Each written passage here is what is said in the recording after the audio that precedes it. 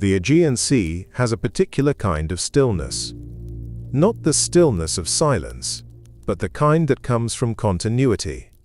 A surface that has carried ships for thousands of years, waves that have rocked fishermen and merchants, warriors and wanderers, each thinking their own age was the center of time.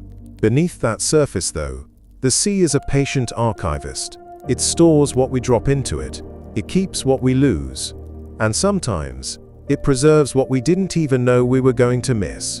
It was the year 1900, when a group of sponge divers set out from the Greek island of Symi. They were not men of fame or fortune. Their world was the water, and their trade was as old as the villages they came from, collecting sea sponges from the depths to sell in markets across the Mediterranean. It was hard, dangerous work. The suits were heavy, the air hoses unreliable, and the sea's pressure was as unforgiving as any storm. Their small wooden vessel made its way between Crete and the Peloponnese, toward a rocky island called Antikythera. It was the sort of place you passed without much thought, a jagged piece of stone rising from the water. But beneath the waves, something waited. One of the divers, Elias Stadiatus, descended into the clear blue depths. Weighted down by lead boots, and encased in a canvas suit, he dropped past sunlit ripples into a dim, green world. At around 45 meters, the seafloor appeared, and with it, a scene unlike anything he had expected. The hull of an ancient ship lay shattered across the sand and rock. Marble statues, their features smoothed by centuries underwater, reclined in strange, frozen poses. Bronze figures, crusted with coral, stood like ghosts in a drowned theater. Amphorae, large clay jars, were scattered like seeds from a fallen harvest. Stadiatus returned to the surface breathless, not just from exertion, but from awe. His description to the others was enough to convince them to dive again, and soon the whole crew was hauling up relics that had not seen daylight in over 2 millennia. The Greek government quickly took interest, organizing one of the very first underwater archaeological expeditions in history. Over the following months, divers brought to the surface treasures that spoke of luxury and power. Statues of gods and heroes, fine glassware, jewelry, and carved furniture. The ship must have belonged to the high commerce of the Mediterranean, perhaps transporting goods from the Greek world to the heart of Rome. Amid these treasures was something less impressive at first glance. A lump of corroded bronze and decayed wood, about the size of a shoebox. Encrusted with mineral deposits, it hardly looked like treasure at all. To the divers, it was simply one more object pulled from the wreck, no more significant than a broken amphora handle. It was catalogued and stored in the National Archaeological Museum in Athens. For nearly 2 years, it sat unnoticed among far more photogenic finds. The statues drew the visitors. The glittering artifacts drew the press. The lump of bronze was just there. Then, in May 1902, archaeologist Valerios Stais examined the object more closely. As he studied the broken surfaces, he saw something unexpected. Amid the corrosion and marine growth, there were teeth, tiny, evenly cut gear teeth, made with a precision no one associated with the ancient world. Stais realized he was looking at something unique, a complex gear mechanism from a time when such technology wasn't supposed to exist. It was a strange and unsettling discovery. Gears were not unknown to antiquity. They appeared in simple devices like water-lifting screws and small measuring instruments.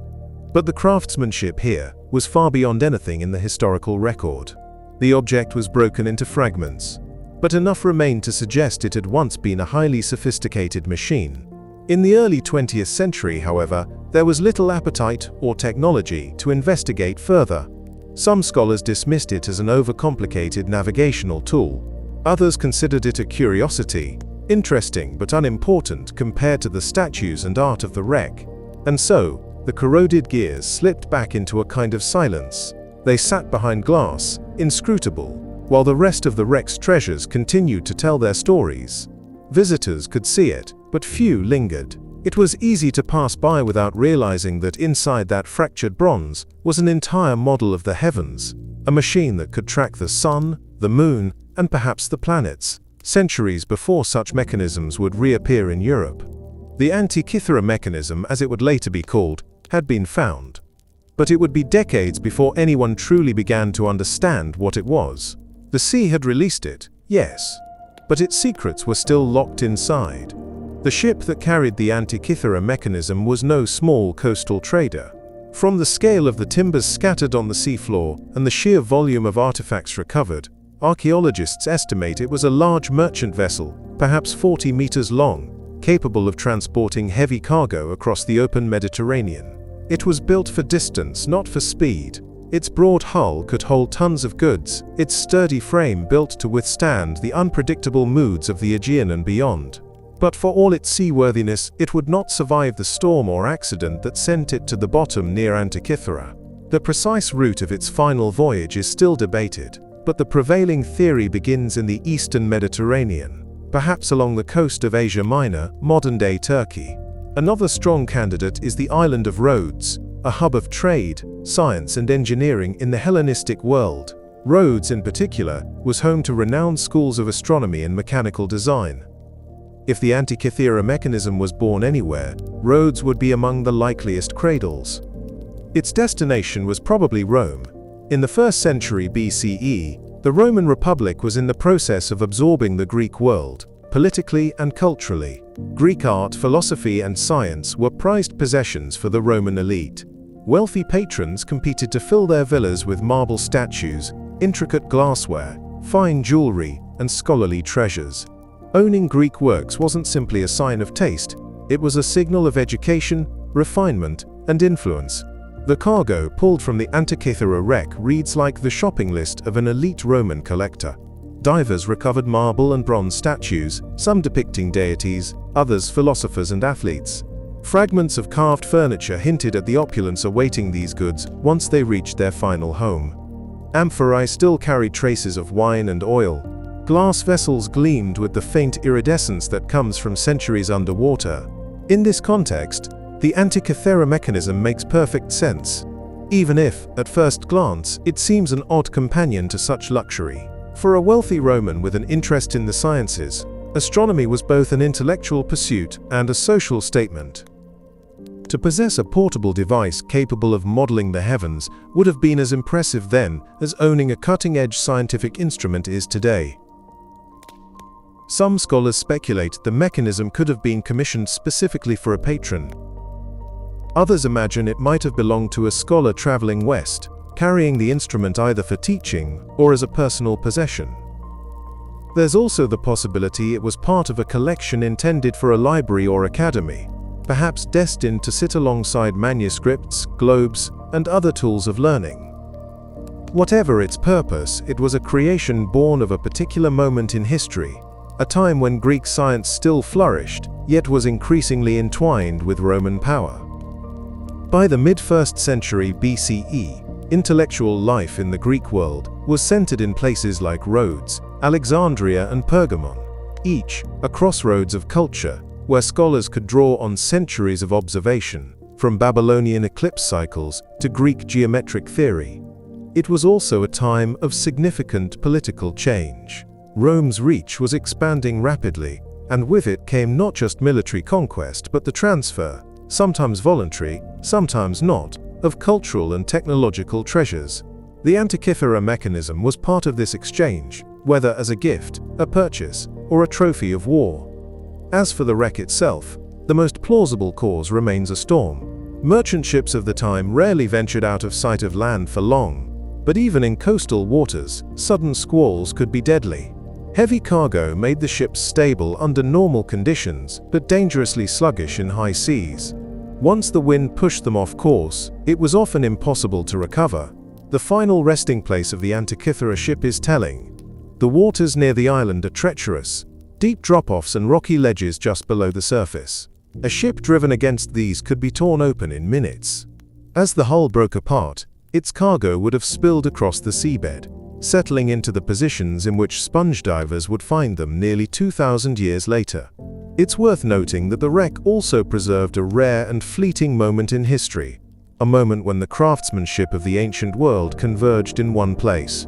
Greek statuary, Roman-bound luxury goods, and an instrument that embodied centuries of accumulated astronomical knowledge all met their end together on that stretch of seafloor. Without the disaster, the mechanism might have completed its journey, passed quietly into private hands and eventually disappeared, dismantled, repurposed, or lost to the ordinary attrition of time. In that sense, the sinking was both a tragedy and a preservation. The sea took the ship, but it also kept the device hidden, protecting it from centuries of human neglect. When archaeologists look at the Antikythera Mechanism today, they see more than just an isolated marvel. They see a fragment of a larger, vibrant network, a reminder that knowledge does not exist in isolation. It travels with people, with trade, with culture. And sometimes, as with this ship, it travels into the depths, to wait patiently for rediscovery. Today, the Antikythera Mechanism exists in 82 known fragments, corroded, incomplete, and fragile. To the untrained eye, they look more like pieces of a broken bell than the remains of an advanced instrument. But when it was whole, it would have been a compact, elegant machine. A bronze and wood creation that fit easily on a tabletop, yet contained the cycles of the heavens within it. The original casing was made of wood, now long decayed, with 2 hinged doors that could be opened to reveal the device's faces. These weren't decorative doors, but protective ones, inscribed on their inner surfaces with instructions. They acted like a built-in user manual, explaining how to read the various dials and pointers. Inside, more than 30 precision-cut bronze gears were mounted on axles. Their teeth were small and evenly spaced, cut with such accuracy that before the mechanism's discovery, historians didn't believe ancient metalworkers could produce such fine tolerances. Each gear was hand-filed, each alignment calculated, and together they formed an interlocking network that could transform a single turn of the hand crank into multiple coordinated motions. On the front panel, the most prominent feature was a large circular dial. Around its outer edge was a zodiac scale, showing the positions of constellations along the ecliptic, the path the sun appears to trace through the sky. Inside this was a second scale, the Egyptian calendar, divided into 365 days. The 2 scales could rotate relative to each other, allowing the user to track the sun's progress both astronomically and by the civil year. A smaller dial displayed the phases of the moon, using a rotating black and white sphere to mimic the waxing and waning light. The mechanism even accounted for the moon's irregular speed across the sky, something that requires understanding what astronomers call the lunar anomaly. To reproduce this effect mechanically, the maker used a pin-and-slot gear system, one of the earliest known uses of epicyclic gearing. It's the sort of detail you might expect in an 18th century clock, but this was built more than 600 years earlier. Turning the mechanism over revealed the back panel, and with it, the deeper rhythms of time. Here were 2 spiral dials, each functioning like a coiled calendar. The upper spiral tracked the metonic cycle, a period of 19 years after which the phases of the moon repeat on the same days of the year. This was crucial for ancient calendars, especially those tied to lunar months. The lower spiral was perhaps the most dramatic, the Saros cycle, spanning 223 lunar months, roughly 18 years, and used to predict solar and lunar eclipses. Next to each division were small Greek letters, giving information about the type of eclipse, solar or lunar, partial or total, even its expected color. These notes are a reminder that for the ancient world, eclipses weren't just astronomical events, they were omens, bound up with superstition and politics. There was also a smaller dial indicating the timing of major Pan-Hellenic games, including the ancient Olympics. This detail seems almost whimsical, yet it made practical sense. Games were tied to the calendar, and often influenced travel and trade. For a device that could chart the heavens, marking the schedule of human celebrations was simply part of its role in ordering the world. There is ongoing debate about whether the mechanism displayed the positions of the known planets, Mercury, Venus, Mars, Jupiter, and Saturn. Some reconstructions include gear trains for planetary motion, based on hints in the surviving fragments and the ancient Greek understanding of epicycles. If true, it would make the Antikythera mechanism not just a lunar solar calculator, but a complete mechanical model of the visible solar system. What's perhaps most remarkable is how all these functions were controlled. The mechanism had a single crank or knob, and turning it would move every dial in precise coordination. A few rotations could take you forward or backward in time, letting you see the heavens as they would appear years, even decades away. It was, in essence, a time machine for the sky. Recreating it in modern times has revealed just how much skill its construction demanded. The maker would have needed a deep knowledge of astronomy, geometry, and metalworking. They would also have needed the tools to cut accurate gear teeth in bronze, a task requiring specialized saws, files, and an understanding of how to avoid distortion when casting and finishing metal. And yet, when it was new, it wouldn't have looked like a piece of raw engineering. The wood casing likely gave it the appearance of a finely crafted box, possibly with decorative elements. Opening it to reveal the dials and inscriptions would have been part of the experience, the reveal of a hidden world. It's easy to imagine the reaction of someone seeing it for the first time, curiosity giving way to awe as the crank turned and the heavens began to move in miniature. The Antikythera Mechanism was both a tool and a performance, a demonstration of knowledge made visible, and somehow, after this single shining example, history went silent. No other devices like it have survived. Whether they were never made in numbers or simply perished over time, the Antikythera Mechanism stands alone, a solitary survivor of an age when the cosmos could be held in one's hands. When you see the Antikythera Mechanism in a museum case, corroded and incomplete, it's easy to forget that it once came from a thriving culture, a world of scholars, artisans, and thinkers who saw no hard line between science, philosophy, and craftsmanship. To understand how such a machine could exist in the 1st century BCE, we have to step into the intellectual environment that shaped it. Ancient Greek astronomy didn't appear overnight.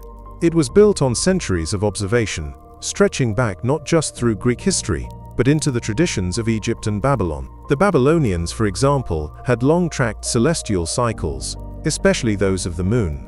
They identified the Saros cycle, the 18-year, 223-month period that the Antikythera Mechanism uses to predict eclipses, centuries before the device was made. The Greeks inherited this knowledge and combined it with their own mathematical frameworks. One figure stands out as a possible intellectual ancestor: Hipparchus of Nicaea, circa 190–120 BCE, often considered the greatest observational astronomer of antiquity.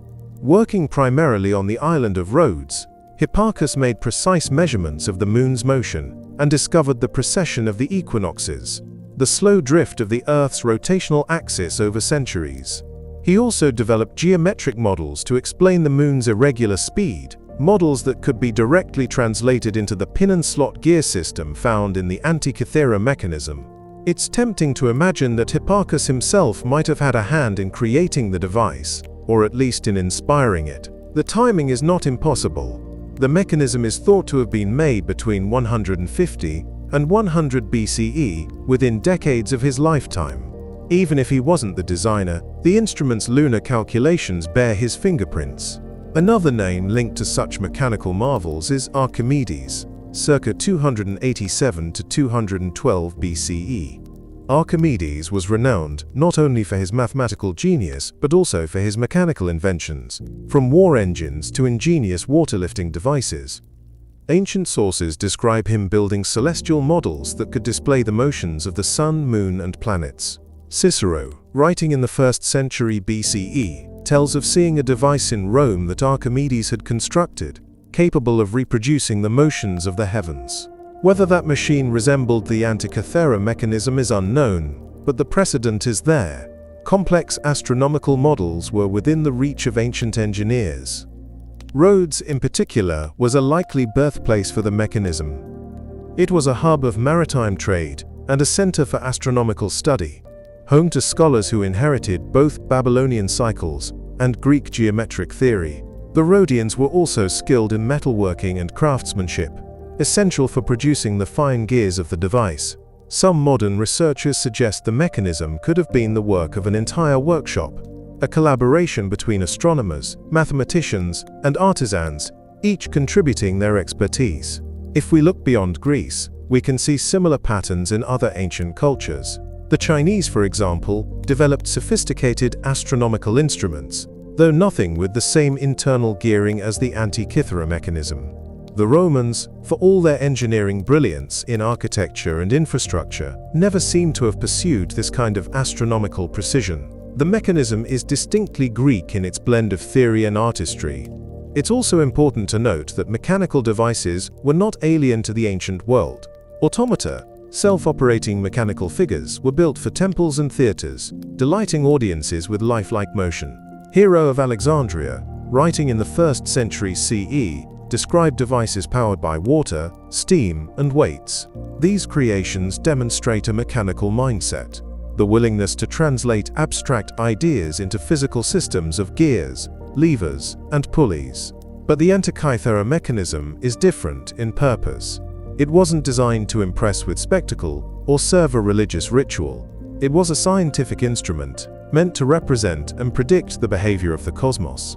That alone makes it rare, perhaps unique, in surviving ancient artifacts. One of the great puzzles is why we have only this single example. If such a device could be made once, why not a dozen times? The most likely explanation is fragility, not of the object itself, which was made to last, but of the chain of knowledge required to create it. Skills like gear cutting, precise measurement, and astronomical calculation are not widespread crafts.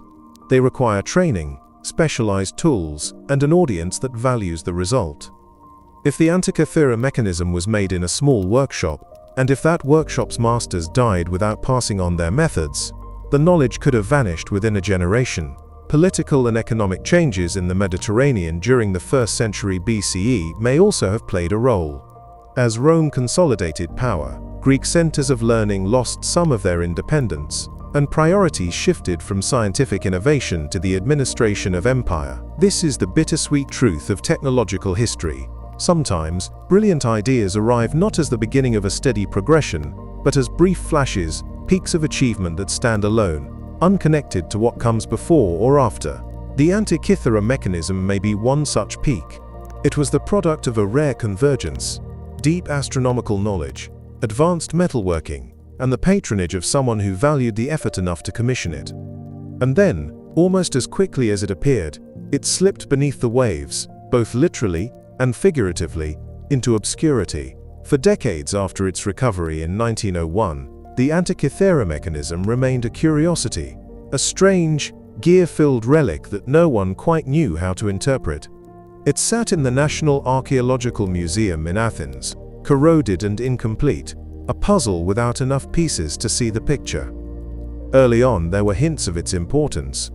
In 1902, Valerios Stais had recognized the gear teeth, but technology and scholarship at the time were not prepared to go much further. The fragments were delicate, and any attempt to separate or clean them risked destroying what little remained. Scholars were intrigued, but without a way to peer inside, the mechanism's inner structure remained hidden. The first major breakthrough came half a century later, in 1951, when Derek de Solla Price, a British physicist and historian of science, visited Athens. Price was fascinated by scientific instruments, and when he saw the Antikythera fragments, he sensed that they were far more than an archaeological oddity. Over the next 2 decades, he studied the fragments meticulously, measuring the gear teeth, photographing surfaces, and piecing together possible configurations. Price's persistence paid off. In 1974, he published a landmark article in Scientific American, proposing that the device was an astronomical calculator capable of predicting the positions of the sun and moon, as well as eclipses. His model was incomplete and in some respects inaccurate. Later work would reveal the mechanism to be even more sophisticated, but he was the first to convincingly show that it was a product of high-precision engineering in the ancient world. Still, much remained invisible, hidden inside corroded bronze. The next leap forward required new tools. By the early 2000s, non-invasive imaging technology had advanced dramatically. In 2005, an international team launched the Antikythera Mechanism Research Project, bringing together experts in archaeology, astronomy, mathematics, and mechanical engineering. Their goal was simple but daunting: to map the fragments in unprecedented detail without causing further damage. The team employed high-resolution X-ray tomography, a technique that uses powerful X-rays to create a 3D image of an object's interior. They also used reflectance transformation imaging, RTI, which captures the surface under varying lighting angles, revealing faint inscriptions and scratches invisible to the naked eye. The results were astonishing. Inside the corroded blocks, they found more than 30 precision gears, many more than earlier studies had identified, and thousands of tiny Greek letters carved into the metal. These inscriptions acted like an ancient instruction manual, describing the functions of the dials and the astronomical cycles they represented. One of the most remarkable findings was the lunar anomaly mechanism, a pin-and-slot gear system that accounted for the moon's slightly irregular speed across the sky. This was a feature so advanced that nothing like it appeared again until medieval astronomical clocks in Europe, more than 1,000 years later. The imaging also confirmed that the back panel contained two spiral dials, one for the Metonic cycle of 19 years and another for the Saros cycle of 18 years, used for eclipse prediction. The eclipse dial was marked with glyphs and short inscriptions indicating whether each event was solar or lunar, and sometimes even noting its expected color, a sign that the device blended precise astronomy with the astrological interpretations common in its time. There were further hints that the mechanism may have displayed the positions of the known planets: Mercury, Venus, Mars, Jupiter, and Saturn. If so, the device would have been a true mechanical model of the cosmos, as it was understood in antiquity. The team's reconstructions, both physical and virtual, brought the Antikythera mechanism to life again. They showed how a single turn of a hand crank could set the gears in motion, moving pointers on the front and back dials to display celestial events decades into the past or future. For Tony Freeth, a mathematician and one of the project's leaders, the experience was like stepping into the mind of its creator. Every gear tooth, every inscription, reflected not just knowledge but deliberate design choices. Decisions made by someone who understood the sky deeply and knew how to capture its rhythms in bronze. In 2012, divers returned to the Antikythera wreck with modern equipment, searching for additional fragments. The site still yielded surprises: more ship timbers, pieces of luxury goods, and human bones that could one day offer DNA evidence about those on board. But no additional parts of the mechanism have been found, suggesting that what we have today may be all that survived. The irony is that the device's survival at all was an accident of history. Had the ship completed its voyage, the mechanism might have ended up in a villa, used for a time, and eventually lost or melted down for its valuable bronze. The shipwreck froze it in time, preserving not just an object, but a glimpse of an ancient mind at work. Today, the Antikythera mechanism is no longer seen as a strange outlier. It's recognized as a masterpiece of ancient engineering, the earliest known example of a complex geared device, and a reminder that history's peaks of innovation can appear suddenly and vanish just as quickly. When you first hear that the Antikythera mechanism dates to the 2nd or 1st century BCE, the mind almost resists it. We are comfortable placing gears, calendars, and complex mechanical models in the realm of the Renaissance or the Industrial Age, not in the hands of ancient mariners 2,000 years ago. And yet, here it is, or rather, here it was, found by accident on a quiet island in the Aegean. Its very existence disrupts the neat, upward slope we sometimes imagine for technological progress. We like to think of history as a steady climb. First the wheel, then the printing press, then the steam engine, and so on. But the Antikythera mechanism is a sharp peak on the graph, a sudden leap in sophistication, followed by a long silence. After its creation, no other known device of equal complexity appears for more than 1,000 years. In medieval Europe, clockmakers would eventually rediscover precision gearing, building intricate astronomical clocks in cathedrals. But between the sinking of the Antikythera ship and the first of those clocks, there is a vast puzzling gap. Why? The simplest answer is that the chain of knowledge was fragile. The skills to cut fine gears, to model planetary motions, to translate astronomical theory into mechanical motion, these were rare, even in their own time. They depended on a convergence of talents: the astronomer's mind, the mathematician's precision, and the metalworker's craft. Lose one of those, and the entire enterprise collapses. Add to that the turbulent political climate of the late Hellenistic and early Roman periods. Libraries were burned, cities sacked, and centers of learning disrupted. If the workshop that built the Antikythera mechanism was destroyed or scattered, the methods could vanish with it. It's also possible that more such devices were made, but none survived. Bronze was valuable. Many artifacts were melted down and recast. Wood decays. Delicate mechanisms break. The ocean floor, ironically, may be the only reason this one endured. The result is a humbling reminder that human achievement is not a steady march but a flicker. Sometimes bright, sometimes dim. Knowledge can leap forward, then retreat. Whole chapters of technological history can be erased, leaving us to stumble upon them centuries later and wonder, how did we forget this? The Antikythera mechanism also reframes our understanding of the ancient world. Too often, we imagine the past as populated by people fundamentally less capable than we are, as though the modern mind is sharper or more inventive. But this device is proof that, given the right environment, the ancient mind was every bit as ingenious. The difference lies not in intelligence, but in circumstance. And it's not just an instrument of science, it's also a work of philosophy in bronze. To build a model of the cosmos is to make a statement about order, predictability, and the human desire to understand our place in the universe. The Antikythera mechanism is, in its own quiet way, a declaration of faith, that the heavens can be mapped, that the world is knowable. For the people who used it, the mechanism would have been both a practical tool and a source of wonder. It could tell them when the next eclipse would darken the sun, when the moon would be full, when the great games would be held. But it also condensed the movements of the heavens into something you could hold in your hands, a universe you could turn with your fingertips. We can imagine someone standing over it 2,000 years ago, turning the crank slowly, watching the pointers glide across the scales. Perhaps they marveled at how neatly the gears matched the sky. Perhaps they felt the same quiet awe we feel today, looking at the night and knowing the stars follow patterns that stretch beyond any single lifetime. And now, across centuries, that awe reaches us again. The mechanism's gears no longer turn, but the idea behind them still moves, carried forward, not in bronze, but in our understanding. So we leave the Antikythera mechanism where we found it, a fragment, both of metal and of time. It is silent now, its dials frozen, but in its day, it sang the music of the spheres in tiny increments of bronze.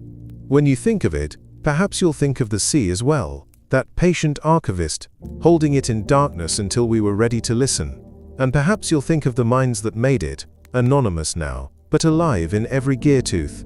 They remind us that curiosity is as old as humanity, and that the urge to understand the cosmos is not bound to any one age.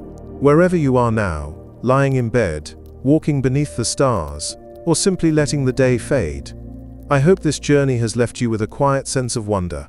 Until we drift together again, sleep well, and dream of the turning heavens.